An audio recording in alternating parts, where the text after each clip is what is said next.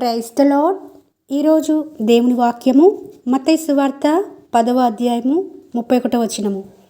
మీరు భయపడకుడి, మీరు అనేకమైన పిచ్చుకల కంటే శ్రేష్ఠులు. పిచ్చుకలు అనేది వాడబడింది అంటే చాలా చిన్న జీవి కదండి, చాలా చిన్న ప్రాణి.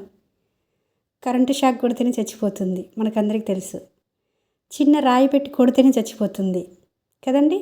అంత చిన్న ప్రాణి ఉద్దేశించి ఒక మానవుణ్ణి పోల్చినాడంటే దేవుడు నిజంగా అద్భుతం కదండి. ఒక చిన్న ప్రాణిని గురించి అంత పట్టింపుగల దేవుడు మరి దేవుని ఆత్మనే మనలో పెట్టినప్పుడు మనల్ని ఇంకెంతగా పట్టించుకుంటాడు. అందుకే ఇక్కడ యేసుక్రీస్తు వారు శిష్యులను ఉద్దేశించి మాట్లాడుతున్నాడు. మీరు భయపడకుడి, మీరు అనేకమైన పిచ్చుకల కంటే శ్రేష్ఠులని మాట్లాడుతున్నాడు. మరి పక్షుల గురించి అంతగా శ్రద్ధ చూపించే దేవుడు మరి నీ విషయంలో ఇంకెంత శ్రద్ధ చూపిస్తాడు అని చెప్పడానికి ఇక్కడ ఈ పదాన్ని ఉపయోగించడం జరిగింది. మన జీవితాలలో మరి మనమే కొన్ని భయాల గుండా వెళ్తూ ఉంటాము. ఆ భయాలు ఎలా ఉంటాయండి? దీనికి కూడా భయపడాల్సిందేనా?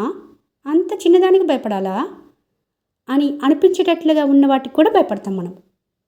అందుకే దేవుడు చెప్తున్నాడు 366 సార్లు భయపడకుడి, భయపడకుడి, భయపడవద్దు అని బైబిల్ గ్రంథంలో ఉన్నప్పటికీ, అంటే రోజు దేవుడు భయపడద్దని చెప్తున్నాడంటే మనం ఎక్కువగా భయపడుతూ ఉంటాం కదండి.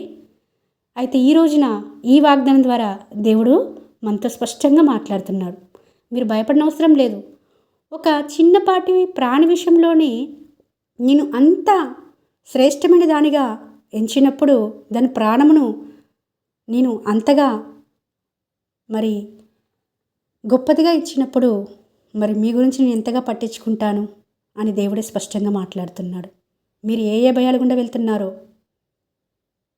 ఆ భయాలన్నిటినీ విడిచిపెట్టి మరి మీ భక్తి మీకు ధైర్యం పుట్టింపదా అని ఉంటుంది వాక్యము. అంత మాత్రమే కాదు, నీతిమంతులు సింహం వలె ధైర్యంగా ఉంటారట. ఆయన నమ్ముకున్న వారికి భయము వస్తుంది, రాదనట్లేదు. కానీ ఆ భయాల నుండి కూడా దేవుడే విడిపిస్తాడని విశ్వాసం ఉన్నవారు ప్రతి చిన్నదానికి భయపడరండి. భయపడుతున్నారు అంటే దేవుని మీద విశ్వాసాన్ని కోల్పోతున్నారు అని అర్థం వస్తుంది. కాబట్టి ఈ రోజున ఈ వాగ్దానం ద్వారా దేవుడు మాట్లాడుతున్నాడు.